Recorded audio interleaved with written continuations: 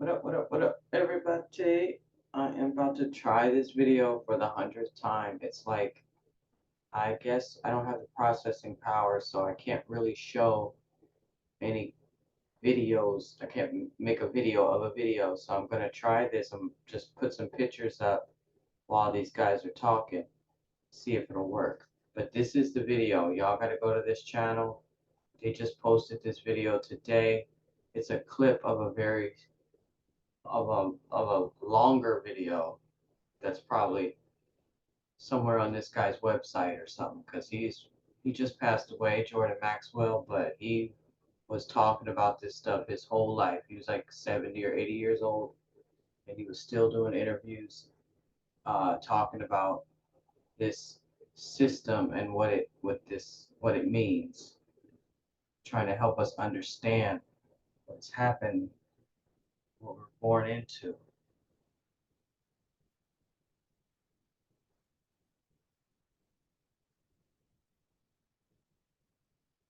Yeah, so let me go listen to this for a little bit. People will not be able to really grasp what I'm about to say initially. They're going to have to ponder this. But in 1582, Pope Gregory he took the Julian calendar. I call it the Orthodox calendar, or the calendar of the East. He took the Eastern sunrise calendar, the calendar of the day, and he changed it for their purposes. They explain it, in all different ways, that they were just trying to make it right. But Pope Gregory in 1582 created the Gregorian, or what's known as the Anno Domini calendar. That calendar is a timeline that is copyrighted by the Vatican. So imagine if September 19th, 1960, a character is born to that timeline, and let's just call that character Curtis Richard Kallenbach. That character is born into a copyrighted timeline. In other words, the Vatican has a legitimate claim upon that title, upon that name. So people don't realize it, but if you're using that Anno Domini Gregorian calendar, in other words, right now it's 2016, you're subjecting yourself to a commercial.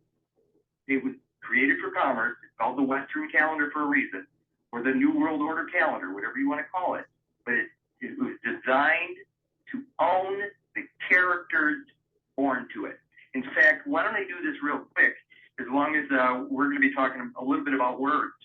The first word I just want to talk about real quick is literary property. Because when you realize that Curtis Richard Kallenbach is a character within a copyrighted story, then you realize that the author, i.e. Pope Gregory, owns all the characters born to that timeline. So let me just go to literary property real quick. I don't want to do this, the whole hour, but there's just a few words that have to be known to these people. Literary, where is that here? I'm going to Black's. This is Black's Law Dictionary, 5th edition, by the way. It's not, to most legal scholars, the Black's Law dictionaries are not considered law dictionaries, but they are the language of the Bar Association. So I'm trying to be clear that even though the Black's Law series not considered a legal or a law dictionary, it is a dictionary of legal terms used by the bar out of the District of Columbia. So here we go. Literary property, and this is going to actually explain why they can make a claim. Here it is. Literary property may be described as the right which entitles an author and his assign to all the use and profit of his composition, to which no independent right is, through any act or omission on his or their part, vested in another person. Literary property is the exclusive right of owner to possess, use, and dispose of intellectual productions. The term denotes the corporal property in which an intellectual production is embodied and may consist of letters, lectures, sermons, or addresses. Now, I said, it said in the book here, it says the term denotes the corporal property in which an intellectual production is embodied. Think about this. Everybody knows Harry Potter. J.K. J.K. Rowling is the author of all the Harry Potter novels. If I woke up tomorrow morning and put on the clothing, the character of Harry Potter, J.K. Rowling has a legitimate claim upon everything I do by wearing that character. If I get up tomorrow morning and put on the character of Curtis Richard Kallenbach, the Vatican has a legitimate claim on all the production, all the productivity that I create while wearing the clothing of their character. People have no idea how bad or how misguided we've been. And I'm just talking very superficial. I'm talking about subject. I haven't even got into the concept of matter, i.e. subject matter. The subject is Curtis Richard Kallenbach, and that subject was born to a timeline that has a copyright, and it's had a copyright since 1582 when Pope Gregory created that world, because it is a world. So anyway, that should get us started. Yeah. I throw this one in. Was it Napoleon that said history is a lie that we've all decided to agree upon? Yeah, and you know what? I joke about it. I mean, if people go to the website, they're going to see a lot of these little whiteboard presentations. But I joke about the concept of his story. And in the beginning, i.e. Genesis, that's not the beginning of reality. I mean, that's the beginning of a story. And people don't realize it, but the Bible is a copyrighted piece of literature as well. And there's a copy hold on that piece of literature. So again, if we're choosing to live by these stories, we're going to be, well, subjecting ourselves to the stories or the copyright owner or holder of these stories. So it's pretty dangerous to believe in this kind of nonsense. I'm not trying to offend anybody, but it's pretty dangerous. I was just looking at the way the laws read and the way the whole society has been arranged for us before we were born. That's what people don't understand. When they're born, they come into the world and they learn from their adults and learn from everyone else how to think and what to do, what not to do, what's right, what's wrong, but never realizing, because you're born into it, but you wouldn't know any different, that there's a whole world of knowledge you haven't been told. Who created the world around you, who created your reality, and you're born into it and didn't realize somebody else is in charge of your life. And because you don't understand how it works, you don't understand. And I talked about that a lot. We need to stand under the foundation of the world to understand. So, yeah, go on about talk to us about the law and commerce too, if you, because I know there's a lot of stuff in there we don't know too. Well, what they did, and when I say they had to create a commercial position. I mean, in fact, the Anno Domini Gregorian calendar is the calendar of commerce. So that character that they create is a commercial character. Its entire existence is based on that. In fact, they use that name or that character they syndicate it. They syndicate the name, so it's just like Charlie Brown. Everybody knows Charlie Brown certainly if they're our age. But Charlie Brown, he had his little comic strip that came out every morning. It's a syndicated strip. Every morning when I wake up, I put on a character. My character is syndicated. So the whole idea about wearing that character is as long as and here I'm going to use one of your words, or very similar, subscribe. To subscribe is to underwrite. Subscribe, underwrite. So if I subscribe, if I get a subscription to the character Curtis Richard Kallenbach, if I wake up to that delivery every day, I subscribe to it or underwrite it, which makes me the guarantor. I become the one that guarantees the payment when that name comes up. Like if a cop pulls me over, all the credit system is based upon it. So that name is the commercial element. That's what they're using, that they're using that title, that name in commerce. Without that name, they have nothing because that's the name that they're using. But here's the scary part. So that's the subject. The subject is the name or that character within that story or that timeline. Here's the scary part. Just like when you hear in court cases, the subject matter jurisdiction, there's a subject and there's the matter. The matter is the part that's kind of crazy. I mean, I can sort of buy into the idea of the name or the title. That seems pretty easy. The scary part is how they attach it to me. How do they attach that name to me? Well, I'll have to give a little story here. So my mom goes into the hospital, Swedish American Hospital, Rockford, Illinois. She's carrying a package in her womb. And when she steps from Illinois, the Republic, into federal territory, the corporate hospital, does she stop by customs and declare the package at customs? No. When she delivers the package in her womb in federal territory, does she declare that delivery? No. When she wraps that package in swaddling clothes and takes that package home with her and her husband, does she declare that package on the way out of federal territory? No. What is that package that she delivered? That's baby Curtis. That's me. So there's no evidence of my existence from the moment I arrived. That's the weird part. I don't exist on paper. Here's what they do. And since the beginning of time, women, when they deliver a baby, there's a second delivery. It's called afterbirth. And that afterbirth, legally, is a term called born alive. So even though mom delivers me first, I'm the firstborn, there is a second delivery or a second coming. Uh-oh, did I just say that out loud? The second coming. Here's the scary part about the afterbirth material, is when they take me home, there's no evidence of me at all. So what they do is they take this left behind afterbirth material, the DNA, the actual DNA, and they take that, and because nobody claims it, nobody claims the left behind afterbirth DNA material, that gets salvaged. Because remember, we're in our mother's water, and we're delivered through that water. What happens to us? Well, when I'm inside my mother's womb, I'm inside that amniotic sac. That stuff that I'm in, that's mother's ship. That's the vessel in mother's waters that I'm traveling in.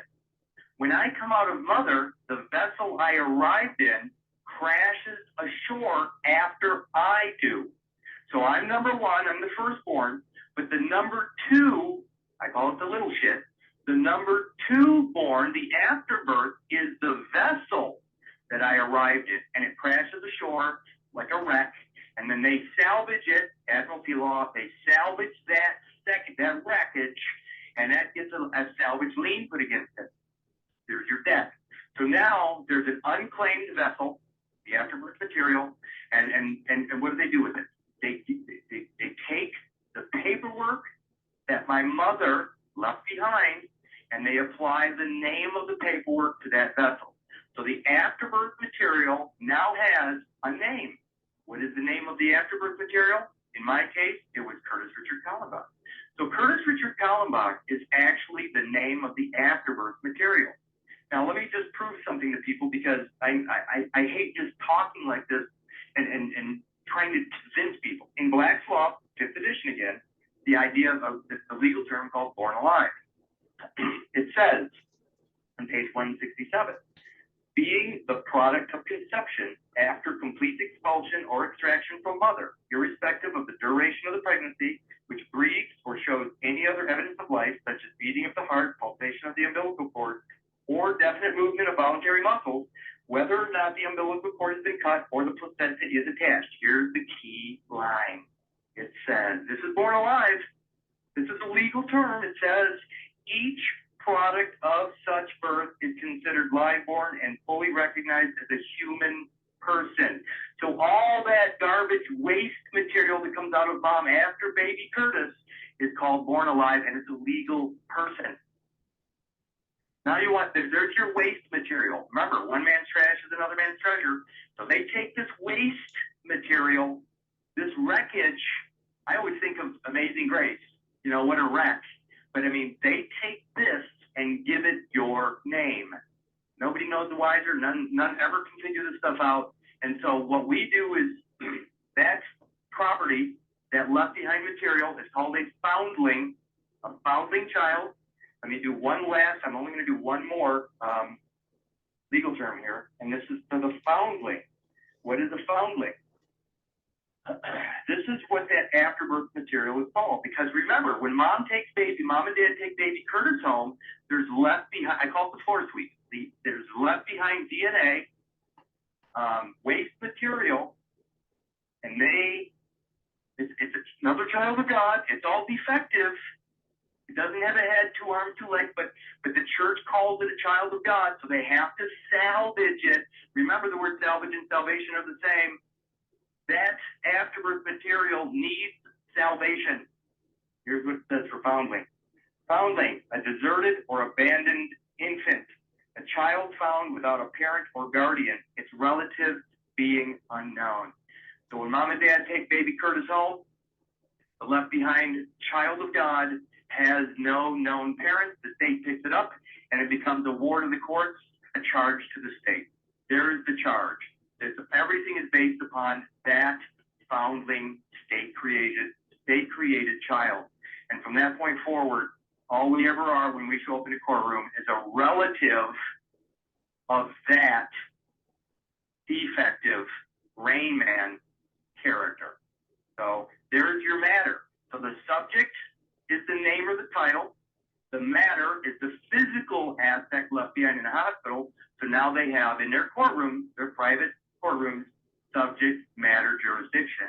And we can never weasel our way out of it because it has a matching DNA profile.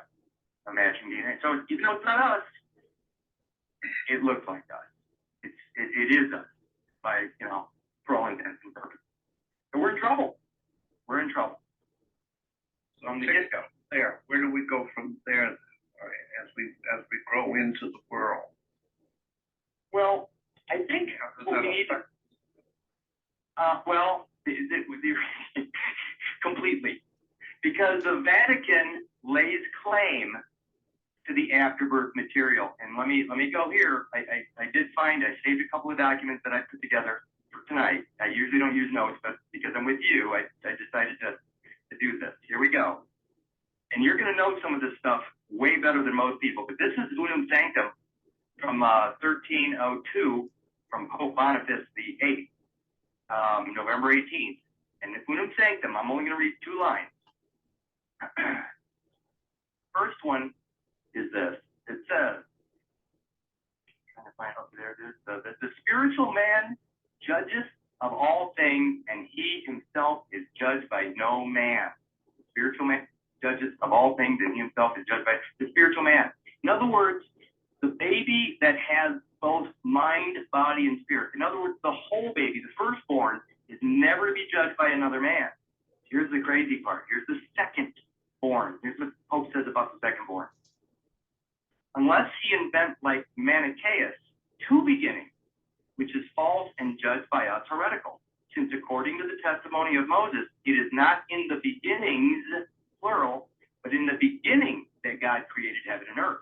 Furthermore, we declare, we proclaim, we define that it is absolutely necessary for salvation that every human creature be subject to the Roman pontiff. He has, in 1302, remember, the afterbirth has been there since the beginning of time.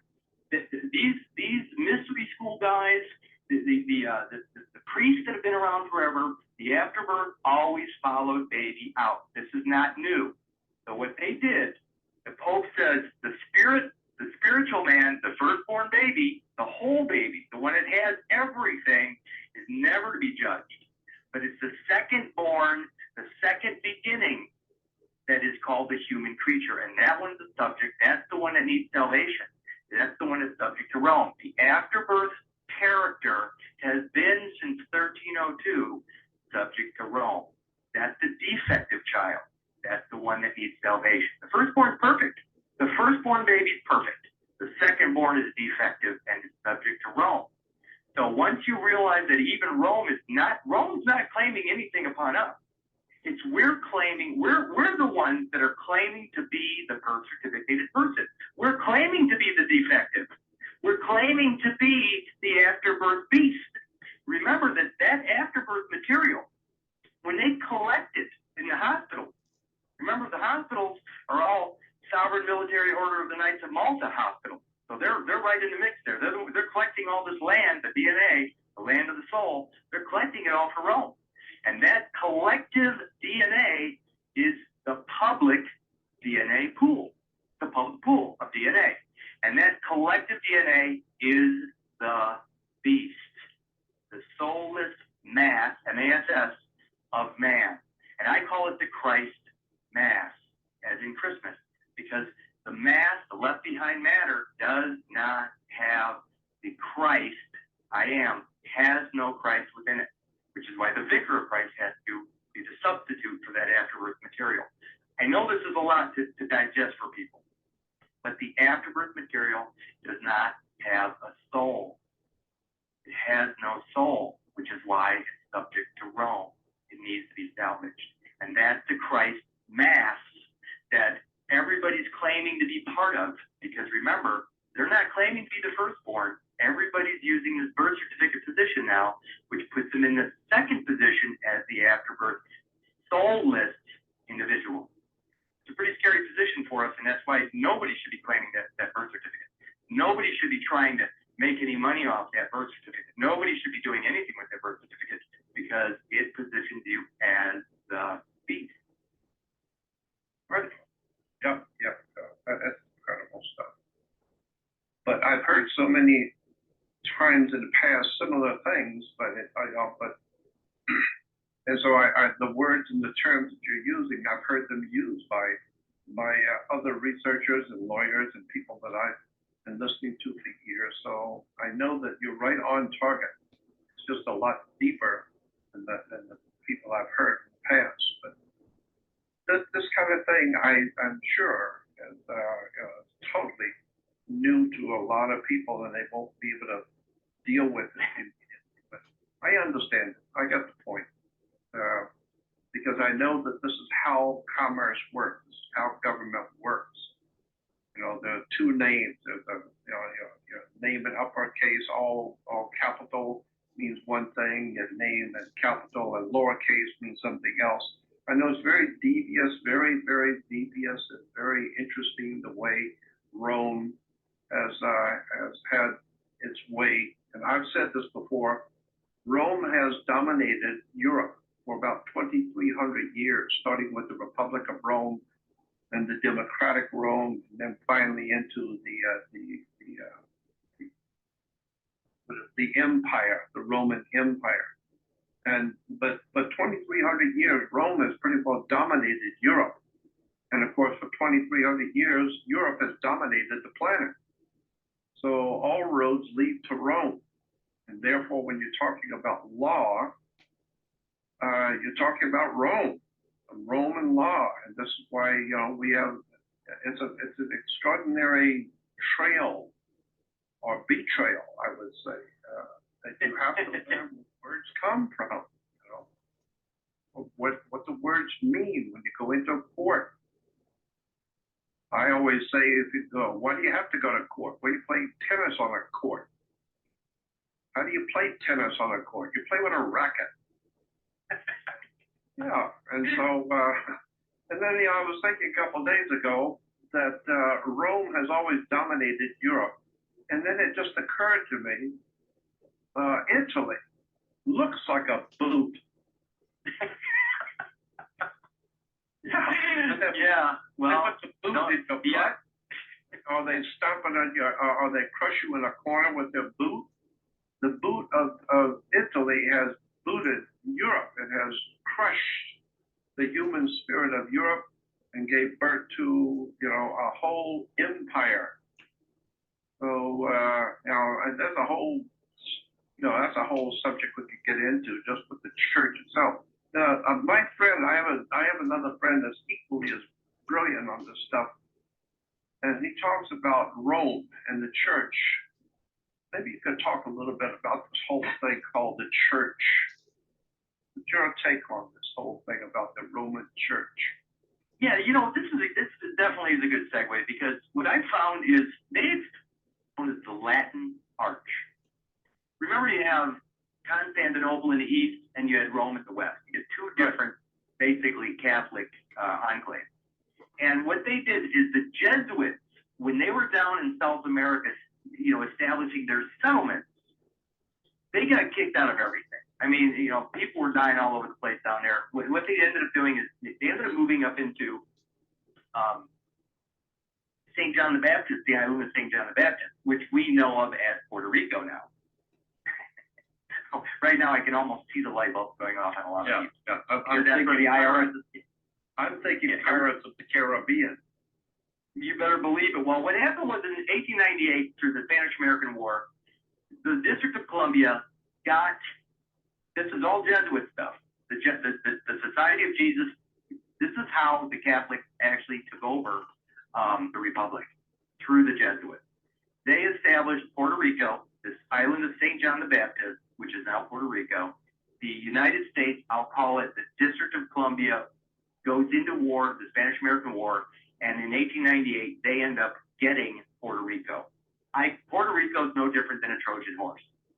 It's a Trojan horse, and then the District of Columbia now is tied to canon law through Puerto Rico, which is still under canon law and always has been. So now you have this DC connection, which is the District of Columbia. I have no idea why nobody ever questioned the word Columbia. I still don't get it, why that's even acceptable. But the Latin Arch, I call it the Latin Arch because it's not just Catholicism. This is Latin Catholicism.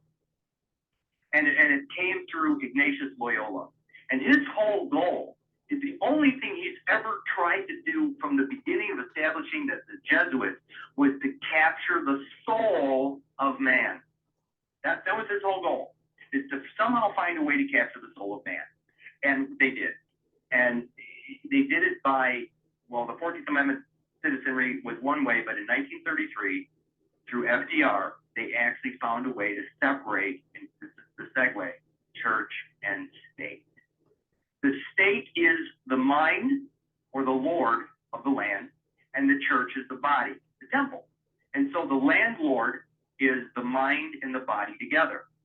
The birth certificate actually on paper separates those two positions.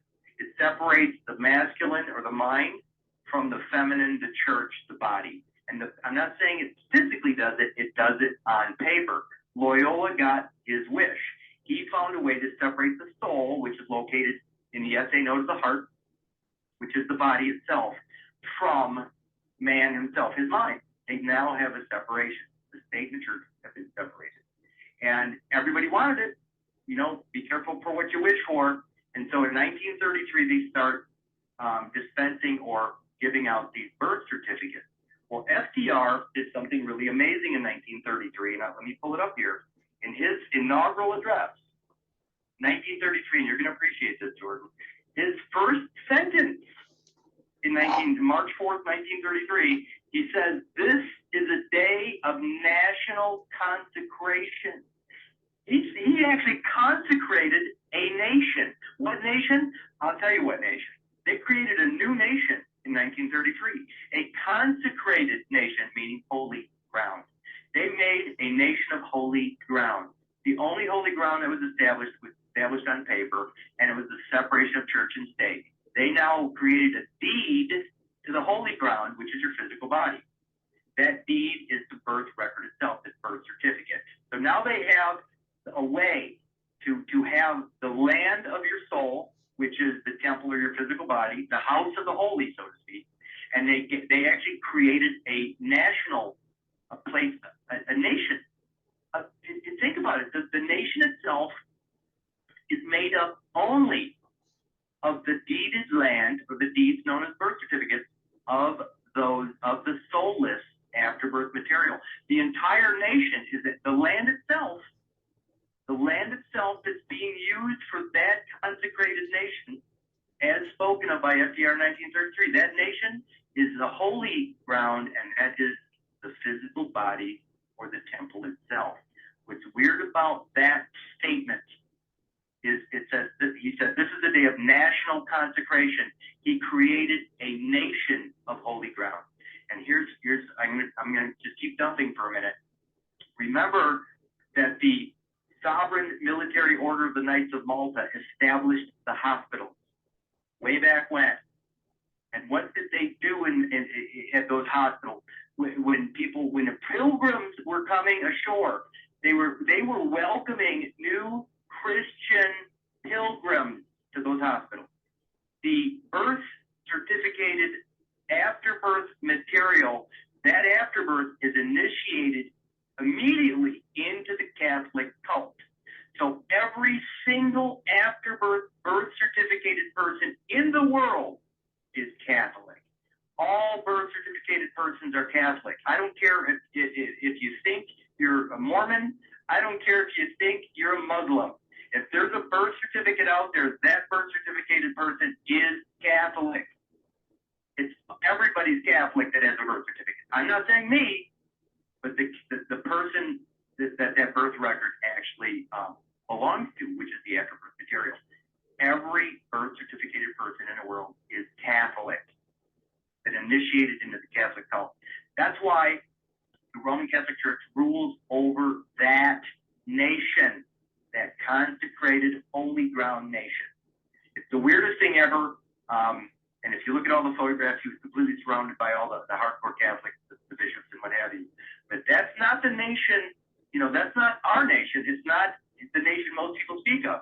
That's the consecrated nation. That's the holy ground nation, and it belongs specifically to the Roman Catholic Church. And finally, just to take a breath here, is people don't even know what the Roman Catholic Church is. I'm going to go back. I said I was only going to do 3, but I'm going to do 1 more. You don't mind, do you? Oh, no, I wish you would. The one last, this is probably the most shocking of all for most people to hear. And I'm going to actually say what the Roman Catholic Church is. And right now, everybody has a picture of Vatican City and all these incredible buildings that have been around, these structures that have been around forever. I'm about to blow away that whole idea of the church. Roman Catholic Church. I'm still in Black's Law 5th edition. By the way, the 5th edition for Black's Law was about I think it was issued 78 or 79. Roman Catholic Church. This will be shocking. Here it is. And I'm going to have some fun with this. Here's the definition from the Roman Catholic Church, page 1194 out of Black's 5th. Roman Catholic Church.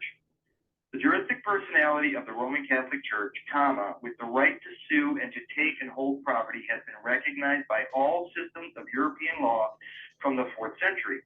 It was formally recognized between Spain and the papacy and by Spanish laws from the beginning of the settlement in the Indies, also by our treaty with Spain in 1898, whereby its property rights were solemnly safeguarded. Municipality of Pont, blah, blah, blah. Everybody missed it. I already know they missed it. Right now, everybody's going, I thought you were going to define the Roman Catholic Church. I just did, but everybody missed it. I'm going to say it 3 times now. Roman Catholic Church. The juristic personality of the Roman Catholic Church. See, everybody missed it. The juristic personality of the Roman Catholic Church, In other words, the Roman Catholic Church is not a physical structure. It's a juristic personality. The church itself is a juristic personality. It's made up of that.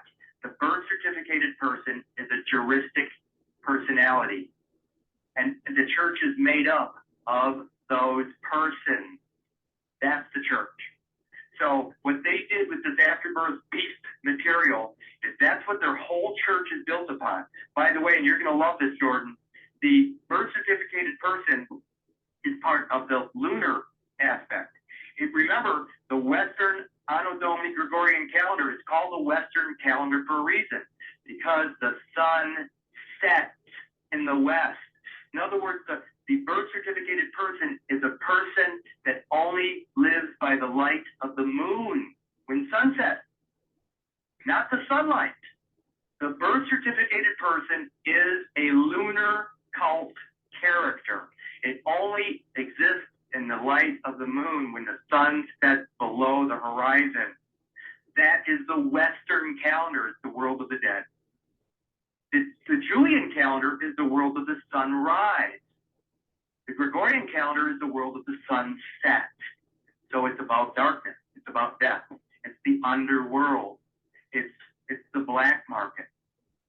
That's why lunacy and lunatic. That's why when the judge says, "What are you? You're a lunatic," it's because the birth certificated person is a lunatic, born to the light of the moon, never sees the light of day, because that's the way it's designed.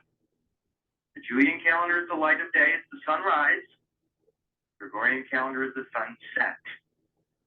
So everybody's living through the world of the dead, the zombies. They're living through a dead, purgatory-based character, the beast. And I also heard that because Hollywood is pushing these zombie movies now and zombie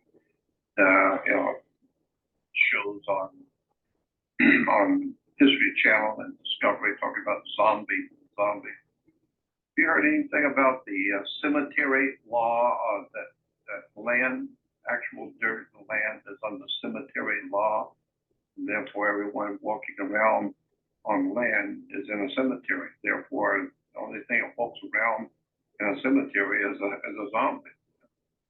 That's very. Oh my God! I cannot believe you brought that up. I discovered that about 3 years ago, that the consecrated ground is called church ground, and when you look up church ground in Black's Law, it says cemetery. So the entire nation is a cemetery. All of them. Remember, they're all tombstones. This is the Western calendar. These characters are born to the underworld, and the churchyard, the church ground, the consecrated ground is a cemetery. By the way, I looked that up. I dug down deep into that. It's all run by the Department of State under Parks and Recreation and all that stuff. Bureau of Land Management manages all of the cemeteries. I looked into the laws regarding artifacts. In fact, in the movie The Exorcist, the beginning of The Exorcist is explaining what's happening with the birth certificated person.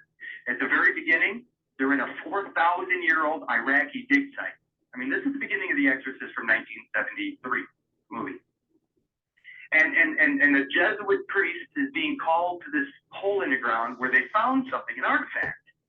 And so they get there, and then out of this hole, this 4,000-year-old dig site, they pull out this medallion. And this medallion has a picture of what? Of the mother and child. Mother and child. But this medallion is only like 50 years old. So they took a 50-year-old medallion out of a 4,000-year-old dig site. That's exactly like the timeline I'm talking about, where Curtis Richard Kallenbach is born to the Gregorian calendar of Pope Gregory's 1582. Remember, that calendar right now, that Gregorian Western commercial calendar says it's the year 2016. Well, if you believe in the Old Testament, you would be using the Anno Mundi calendar. The Anno Mundi calendar says it's the year 5776. So just the differential between the Old Testament and New Testament calendars says that the calendar that we're currently using, year 2016, is actually 3,760 years in the past, just like the beginning of the movie The Exorcist. So when we use that character, it's just like pulling that medallion out of the hole that's 4,000 years old. We're going back in time. We're stuck back with the Christians in Rome. You know what they did to Christians in Rome? I'm sure. Go on. Show us more.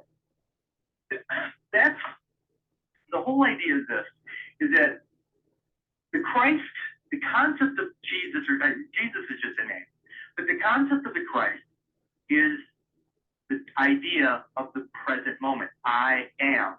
I am denotes the here and now, right now. In fact, the word grace, Grace, means presence, Presence, present. In other words, here and now. So to be I am, or to have the grace of God, which is life, you have to be present in the here and now. So the whole idea of I am is right now. If I live through a character, or into a timeline, I am lost in history. I'm stuck or frozen in history. If I choose the grace of God, i.e. life, L-I-V-E, live, as opposed to evil, the graven image, if I choose I am, or the Christ, I am here and now in this moment as the firstborn son.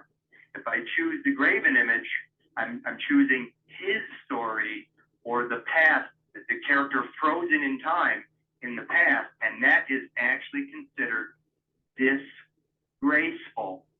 It's a disgrace. It's actually against all 10 commandments, just like that. Just by choosing that character, you're going against every commandment, just like that. So again, the word grace means presence, and presence means here and now. And here and now is I am, which is the claim of the Christ. So again, if I don't have the Christ in me, if I'm not here now, then I need salvation. I need to go and bend the knee to the church and ask forgiveness from the church in order to get here now through their character. Because one last thing I'll say about this. It'll all start to make sense when people ponder this, but here's the thing. The Roman Catholic Church takes that birth record for themselves. In other words, they take the deed to that consecrated ground, that house of the holy. They take the deed to that land, i.e. your body, and they keep it for themselves. So they're basically saying that you don't have a body. And remember, I'll go back to Loyola, Ignatius Loyola, the creator or the one that started the Society of Jesus, the Jesuits. He wanted to separate the soul of man, and he did it on paper, and here's what he did. Think about what is a body without a spirit? It's a cadaver. And what is a spirit without a body? It's a ghost. So what they've done is they've created a place where they've divided, they've taken the spirit out of man. So they're dealing with physical bodies that have no spirit, cadavers, and they're dealing with spirits that have no body, which are ghosts. And that's why they call us it's the American spirit, because this country has no body. Let me say that again. There is no body here. because nobody has a claim to their physical bodies. So there is no body here in America. It's all spirit. Because the church has taken the deed, the land of everybody in America. And I mean everybody in America has a deed called the birth record, and the Roman Catholic Church has that deed in their possession. That's why The Exorcist is about possession.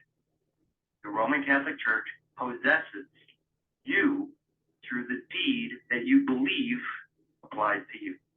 So again, as long as you believe that birth record is valid, then you are being possessed by the Roman Catholic Church. That's what possession is. And as soon as you let go of your claim to that birth record, you are no longer possessed. So again, this stuff, I can go on. And by the way, there's one other thing, St. Thomas Aquinas. St. Thomas Aquinas is basically the material that the church uses in seminary. Would you agree to that? Yes. Okay. So I found years ago, I stumbled across the Summa Theologica. And all I did was, I was wondering about the child, the mother's child. And so I just happened to type in, offspring follows the mother. And it's funny because Summa Theologica page 4,995 popped up. And this is right out of Catholic Church doctrine. It says, according to civil law, the offspring follows the womb. And this is reasonable since the offspring derives its formal complement from the father, but the substance of the body from the mother. It goes on to say, if a man sows on another's land, the produce belongs to the owner of the land. And the woman's womb in relation to the seed of man is like the land in relation to the sower. They're actually saying that the product coming out of mother's womb is land. That's why there's a deed. That's why the birth record. Because everything coming out of mother, I'm not talking about the firstborn, because remember, the spirit-filled man is not to be judged. But back to, I'm talking right now about the unam sanctum.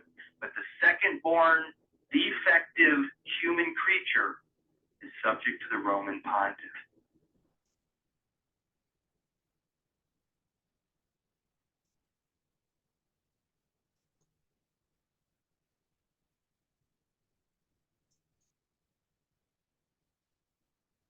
Okay.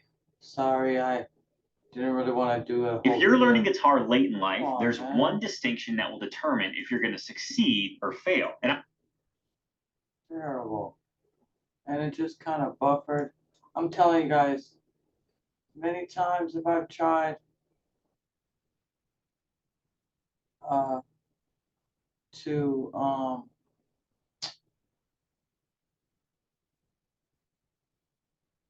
make this video, I think I just might have messed it up. Let me end it. All right. Thanks for watching.